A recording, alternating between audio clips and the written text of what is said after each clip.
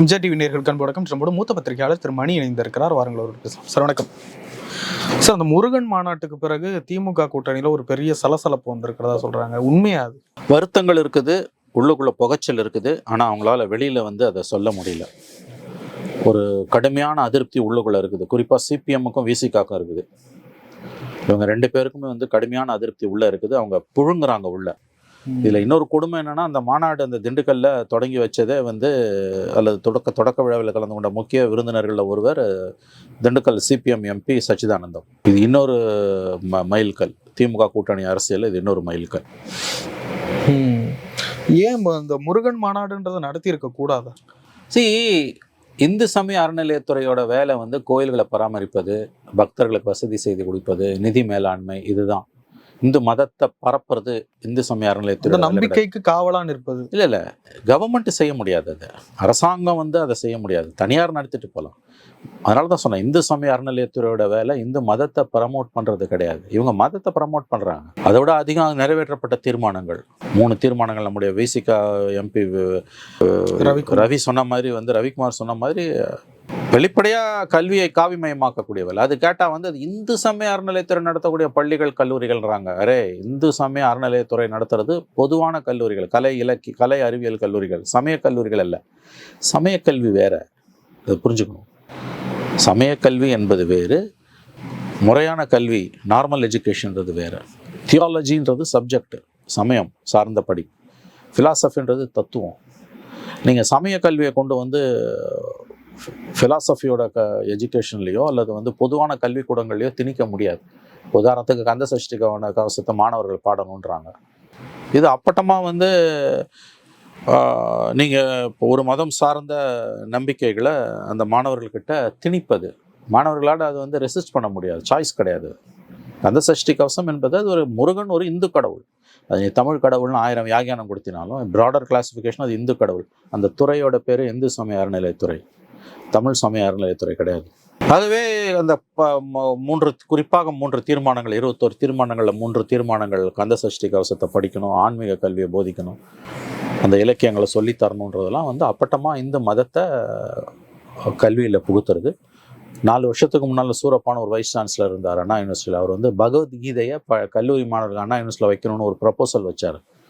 திமுக பொங்கி எழுந்து மிகப்பெரிய ஆர்ப்பாட்டங்களை நடத்தியது. கடைசியில் எடப்பாடி கவர்மெண்ட் அந்த உத்தரவை அப்படியே கடப்பில் போட்டுது. இது மதத்தை பிரச்சாரம் பண்ணுறது ஒரு கவர்மெண்ட்டோட வேலை கிடையாது. மறுபடியும் சொல்கிறேன், இந்து சமய அறநிலையத்துறை என்பது இந்து கோயில்களுடைய ப்ராப்பர்ட்டிஸை பராமரிக்கிறதுக்காக ஏற்படுத்தப்பட்டது. மதம் சார்ந்த நிகழ்ச்சிகளை, மதத்தை ப்ரொமோட் பண்ணக்கூடிய நிகழ்ச்சிகளை அவங்க நடத்தவே முடியாது. பகவத்கீதையை வச்சா என்ன, முருகல் இலக்கியங்களை பாடமாக வச்சோம், 2 ஒன்று தானே. அடுத்து பகவான் ராமருக்கு நீங்கள் ஸ்ரீராம நவமிக்கோ அல்லது அது சம்மந்தமான நிகழ்ச்சிகளையோ ராமர் மாநாடெல்லாம் நடத்துவீங்களா? ஏற்கனவே ரகுபதி சொல்லிட்டாரு, பெரியார், அண்ணா, கலைஞருக்கு முன்னோடி ராமராஜ்யம், சமூக நீதி ஆட்சியின் முன்னோட்டம் தான் ராமராஜ்யம்னு வெளிப்படையாக பேசியிருக்காரு. ஞானம் பொங்கி வழியுது திமுக அமைச்சர்களுக்கு.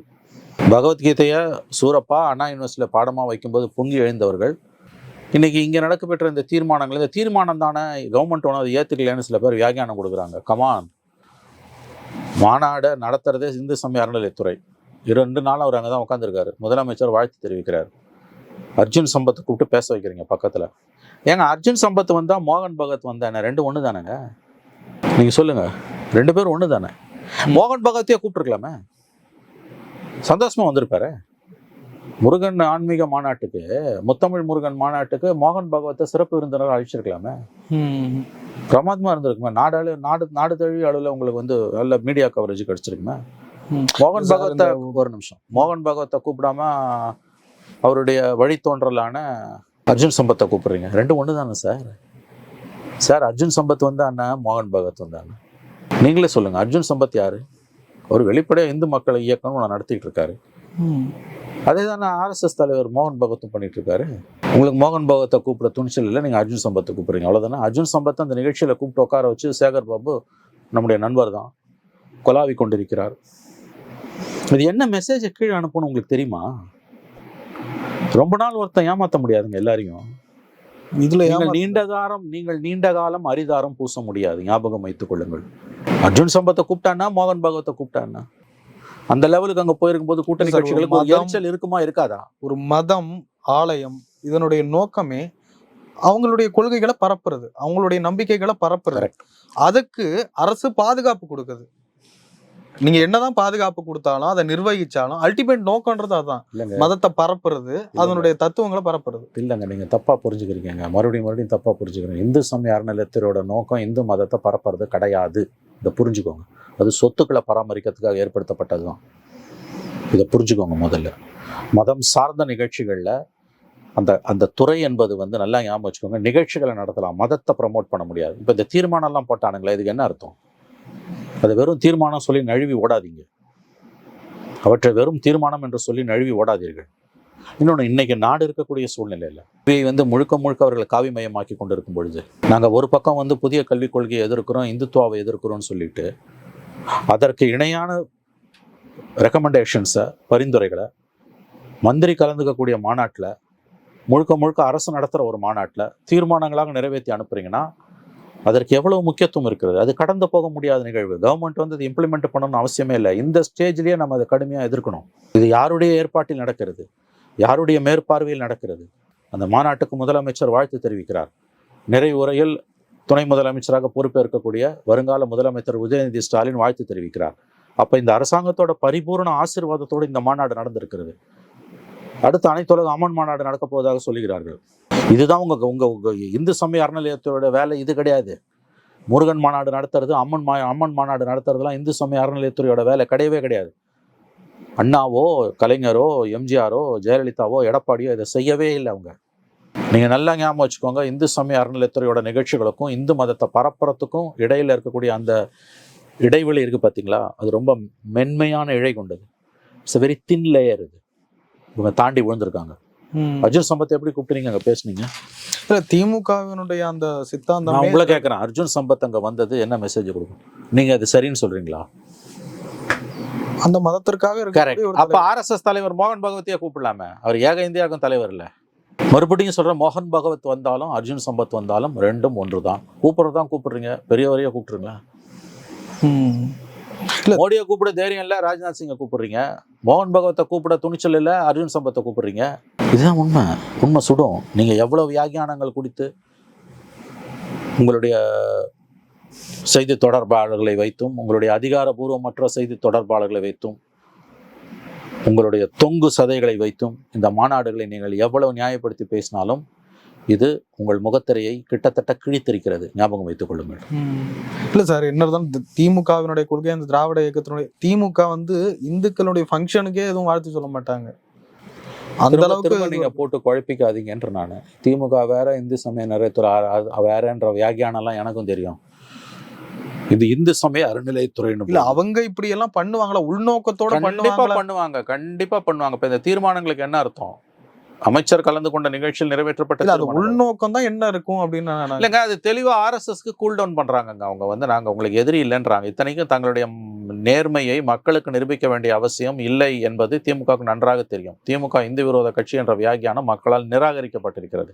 கடந்த 3 தேர்தல்களில் திமுக தொடர்ந்து அமோக வெற்றிகளை பெறுவதற்கு காரணம், திமுக விழுந்த வாக்குகளில் 90% மேல் பெரும்பான்மை இந்துக்களின் வாக்குகள் தான். புரியுதுங்களா? யாருக்கும் போய் தாங்கள் இந்துக்களுக்கு எதிரி கிடையாது என்று தங்களுடைய நெஞ்சை கிழித்து தங்களுடைய கற்பை நிரூபிக்க வேண்டிய அவசியம் திமுக கிடையவே கிடையாது. அப்ப ஏன் அவங்க இந்த மாநாடு நடத்துறாங்க நீங்க கேட்குறீங்க? நியாயமான கேள்வி. அது ஆர்எஸ்எஸ் கொடுக்கக்கூடிய ஒரு மெசேஜ். ஏன்னா பிஜேபியை நீங்க சமாளிக்கிறது ஈஸி, ஆர்எஸ்எஸ் சமாளிக்கணும். ஆர்எஸ்எஸ் சமாளிச்சிங்கன்னா பிஜேபியை சமாளிக்கிறது உங்க வேலை இல்லை, ஆர்எஸ்எஸ்ஸே சமாளிச்சிடும். நீங்க முருகன் மாநாடுன்னு நடத்திட்டு அதுல நீங்க யாரெல்லாம் இந்த ஆதீனங்களை பத்தி கடந்த காலங்களில் விமர்சனம் பண்ணீங்களோ, செங்கோலை எடுத்துகிட்டு போய் கொடுத்து இந்த ஆதீனங்கள் தான். நீங்கள் செங்கோலை எதிர்க்கிறீங்க, ஆனால் ஆதீனங்களை பக்கத்தில் உட்கார வச்சுக்கிறீங்க. அந்த மாநாட்டில் ஆர்எஸ்எஸ் மோகன் பாகவத்தை எதிர்க்கிறீங்க, அர்ஜுன் சம்பத்தை பக்கத்தில் உட்கார வச்சுக்கிறீங்க. கடவுள் இல்லைன்னு சொல்கிறீங்க, ஆனால் உங்களுடைய கல்விக்கூடங்களில் கந்தசஷ்டி புராணத்தை மாணவர்கள் பாடணும்னு ரெக்கமெண்டேஷன் கொடுக்குறீங்க. எப்படிங்க இது? அப்பட்டமாக ஒரு மத கல்வியை கொண்டு போய் நீங்கள் திணிக்கிறீங்க. அது மதரிசா மாதிரி இருந்துன்னா வேற, பைபிள் ஸ்கூல் மாதிரி இருந்துன்னா வேற. அதை ஞாபகம் வச்சுக்கோங்க. இவை இந்து சமய அறநிலையத்துறையால் நடத்தப்படக்கூடிய கல்லூரிகளாக இருந்தாலும் இவை பொதுவான கலை விஞ்ஞான கல்விகள், ஆர்ட் அண்ட் சயின்ஸ் காலேஜஸ். இவை சமய கல்வியை போதிக்கக்கூடிய கல்லூரிகள் கிடையாது. இவை பொதுவான கல்லூரிகள். இதில் கொண்டு போய் எப்படி நீங்கள் இந்து மதம் சம்பந்தப்பட்ட கல்வியை நீங்கள் உள்ளே வைக்க முடியும்? சரி, இதுக்கு திமுகவினுடைய கூட்டணி கட்சிகள் அதிருப்தி தெரிவிச்சிருக்காரு. திராவிட கழக தலைவர் வீரமணியும் அதிருப்தி தெரிவிச்சிருக்காரு. இதை ஒரு பெரிய இஷ்யூவா கூட்டணிக்குள்ள கிளாஷ் வர அளவுக்கு கொண்டு போகணும். இல்லை, அது கூட்டணிக்குள்ள கிளாஷ் வர அளவுக்கு போகும்போதுனா இப்போதைக்கு போகாது. ஏன்னா எலெக்ஷன் எங்கேயோ கிடக்குது. ஏன்னா திமுக நீங்க சொல்ற அந்த நோக்கம் அவங்களுக்கு புரியுமா? யாருக்கு? விடுதலை சிறுத்தைகள் கட்சி தலைவர் திருமாவளவன். அவங்களுக்கு ஒரு வருத்தம் இருக்குன்னு நான் தான் சொல்றேன். திமுக தன்னுடைய வெளியில சொல்லக்கூடிய தன்னுடைய கொள்கைகள் வேற, உண்மையிலேயே அவங்க இப்ப கடைபிடிக்கிற கொள்கைகள் வேற என்கின்ற யதார்த்தம் உண்மை விசிகா சிபிஎம் போன்றவர்களுக்கு புரிய ஆரம்பித்திருக்கிறது. அவங்க உள்ளுக்குள்ள குறைஞ்சு ரொம்ப மன வருத்தத்தில், அதாவது கண்டிப்பா சஃபகேஷன் வாங்க, ஒரு விதமான மூச்சு திணறல தான் உள்ள இருக்காங்க. அவங்களுக்கு உள்ளுக்குள்ள ஒரு கடுமையான வெறுப்பு இருக்கிறது. ஆனா வெளிப்படுத்த முடியல அவங்களால. முத்தரசன் வெளிப்படையா முட்டு கொடுத்து பேசுறாரு, அதுல தப்பே இல்லைன்றாரு. என்னங்க இவரெல்லாம் ஒரு கம்யூனிஸ்ட் கட்சி தலைவராங்க, எப்பேற்பட்ட கட்சி இன்னைக்கு சொல்றாரு, அதுல எந்த தப்பும் இல்லைன்றாரு. எப்படி இப்படிலாம் இவங்களால பேச முடியுது? அப்ப என்ன நடந்திருக்கு? போய் சேர்த்துருங்களா, சிபிஐ டிஎம்கேவோட மெர்ஜ் பண்ணிட்டீங்களா? தப்பே கிடையாதுங்க. முருகன் மாநாடு நடத்துறதுல தப்பே இல்லைன்னு சொல்றது நீங்க சிபிஐ கொண்டு போய் டிஎம்கேல மெர்ஜ் பண்ணிட்டு எதுக்கு கட்சி உங்களுக்கு தனியா? மாநாடை தாண்டி அந்த தீர்மானங்களை பாருங்க. கல்வி தான் இன்னைக்கு ரொம்ப முக்கியமான ஆயுதமா இந்துத்துவ ஃபோர்ஸஸால கையில் எடுக்கப்பட்டிருக்கு. மிக கடுமையாக நாடு முழுவதும் எல்லா முற்போக்கு சக்திகளும், இடதுசாரிகளும், மதசார்பற்ற சக்திகளும், ஈவன் மத நம்பிக்கை உள்ள ஆனால் அடிப்படையில் மதசார்பற்ற சக்திகளும் பிஜேபியோட இந்த மோடி ஆட்சியின் 10 ஆண்டு கால அவலங்களில் முதன்மையான அவலமாக குறிப்பிடுவது கல்வியில் இந்துத்துவாவை கலந்து கொண்டிருக்கக்கூடிய பிஜேபியோட அணுகுமுறை இல்லையா? அதுதானே இப்ப இங்க செஞ்சுட்டு இருக்காங்க. இவங்க இப்படி நினைச்சிட்டாங்களோ, எப்படியாவது இந்த பாஜக எதிர்ப்புல தீவிரமா இருந்துட்டு ஆட்சிக்கு வர்றதை தடுத்துடலாம் அப்படின்னு நினைச்சிட்டு இப்போ வந்துட்டாங்க, என்ன பண்ண முடியும் அப்படின்னு. அதனால நீங்களும் அவனாவே மாறிடுன்றீங்களா? அதாவது ஒன்று சொல்லுவாங்க, if you can't beat your enemy join with தம்னுவாங்க. அந்த மாதிரி ஆயிட்டாங்கன்றீங்களா? நாங்கள் திராவிட மாடலை அவனை ஓட விட்டோம்லாம் சொல்கிறாங்க. அவங்க செய்தி தொடர்பாளர் ஒருத்தர் பேசியிருக்காங்க, நாங்கள் ஆர்எஸ்எஸ்ஐ ஓட விட்டுருக்குறோம்னு. யாருக்கு அதில் பூ சுற்றுறீங்க? அப்பட்டமாக ஒரு இந்துத்துவா மதவெறி அஜெண்டாவை கையில் எடுத்துட்டு அரசாங்கத்தோட ஆதரவில் அரசாங்கம் ஸ்பான்சர் பண்ணி ஒரு மாநாடை நடத்திருக்கீங்க. ஒரு மதத்தை ப்ரமோட் பண்ணுறதுக்கு கல்வியில் மதத்தை அப்பட்டமாக திணிக்கிற தீர்மானங்கள் நிறைவேற்றப்பட்டிருக்கு. இந்துத்துவா தலைவராக அறியப்படுகிற சர்ச்சைக்குரிய ஒரு தலைவரை அழைச்சி நீங்கள் அங்கே உட்காந்துருக்கு, உங்கள் மந்திரி உட்காந்து பேசுகிறாரு. அதுக்கு நேரடியாகவே நீங்கள் மோகன் பகவத்தை அழைச்சிருக்கலாம். இதுக்கப்புறமும் முட்டு கொடுத்து பேசுகிறீங்க நீங்கள். அதனால் இது இவர்கள் கூட்டணி கட்சிகளுக்கு உள்ள இது என்ன பாதிப்பை ஏற்படுத்தும்னு பார்த்தீங்கன்னா, கூட்டணி கட்சிகள் உள்ளுக்குள்ள கடுமையான புகைச்சல்ல தான் இருக்காங்க. ஆனால் அவங்களுக்கு வேற வழி இல்லை. நிச்சயமாக வேற வழி இல்லாமல் அவங்க அப்படியே நெளிகிறாங்க உள்ளுக்குள்ள.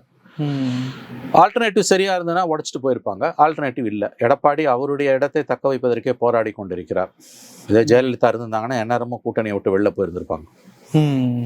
26லயும் இந்த கூட்டணி தொடரும்.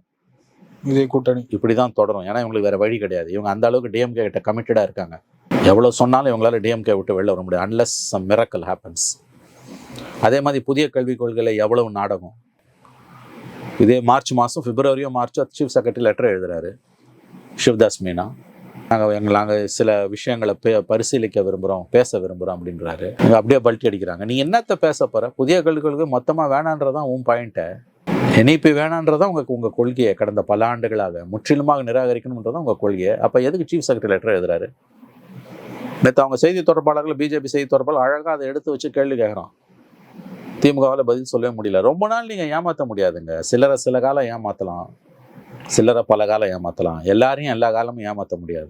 ஒன்னொன்னா யோசிச்சு பாருங்களேன். புதிய கல்விக் கொள்கையில் போடுற வேஷம், ராஜ்நாத் சிங்கை கூட்டு கருணாநிதி சமாதியில் சுற்றி வர்றது, மோடி கருணாநிதியை புகழ்ந்து பேசுறது. எந்த கருணாநிதி, எந்த திமுக? எலெக்ஷன் பிறகு திமுகன்னு ஒரு கட்சியாக இருக்காதுன்னு சொன்னார் மோடி, தமிழ்நாட்டு உள்ளியும் வெளியிலையும். அடுத்தது முருகன் மாநாடு. ஸோ அடிக்கிக்கிட்டே போகலாம். கூட்டணி கட்சிகளை பொறுத்த வரைக்கும் அவர்கள் குமைகிறார்கள்.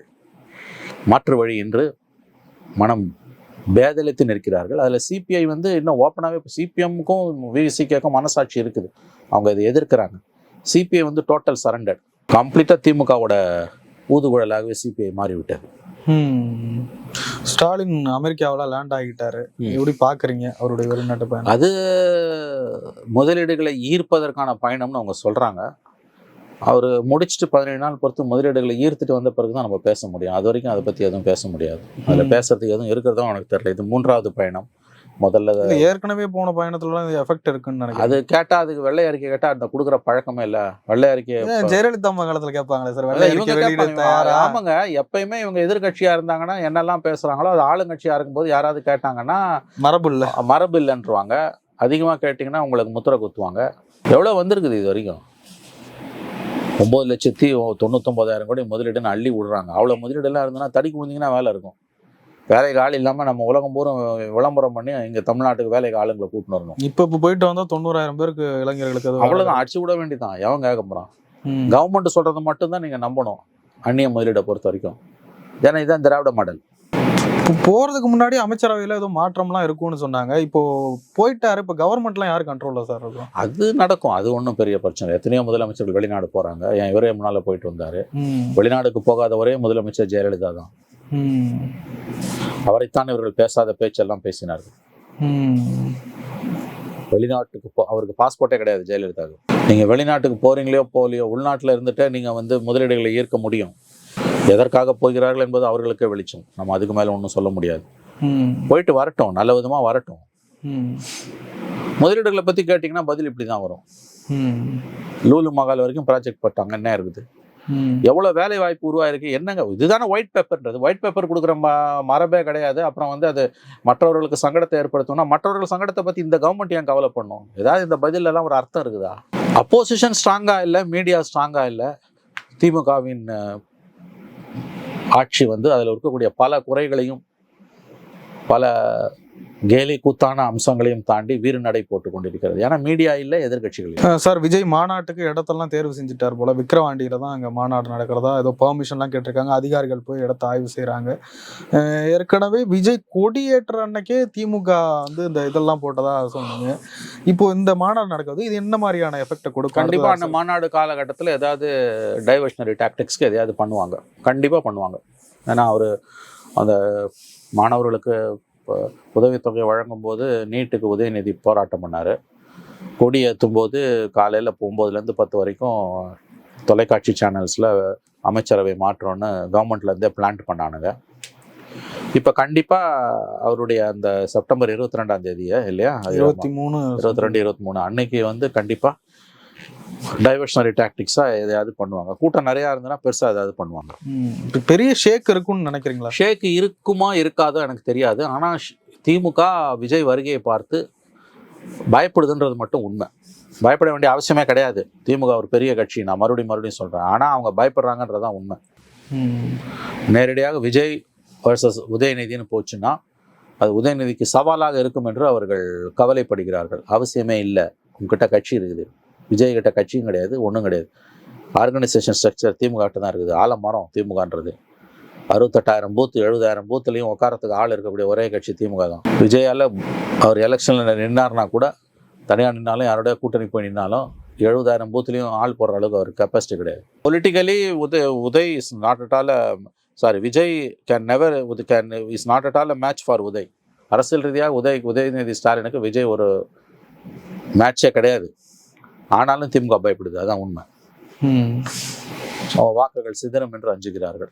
கண்டிப்பாக அவருடைய அந்த மாநாட்டிலலாம் பெரிய பிரச்சனைகளை தமிழ்நாட்டை ஆளக்கூடிய தரப்பு கிளப்புவதற்கு வாய்ப்புகள் அதிகம். சின்ன நிறைய விஷயங்களை பயிர். ரொம்ப நன்றி. நன்றி மார்ஷல்.